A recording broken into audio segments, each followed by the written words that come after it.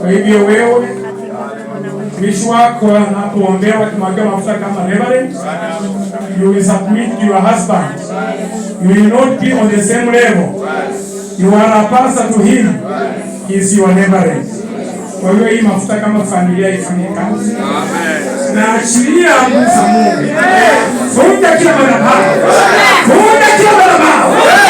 Madhabahu ya giza. Yote kafundike. Yote kafundike. Katika jina la Yesu. Katika jina la Yesu. Katika jina la Yesu. Katika nguvu za Mungu. Hiyo madhabahu ya giza.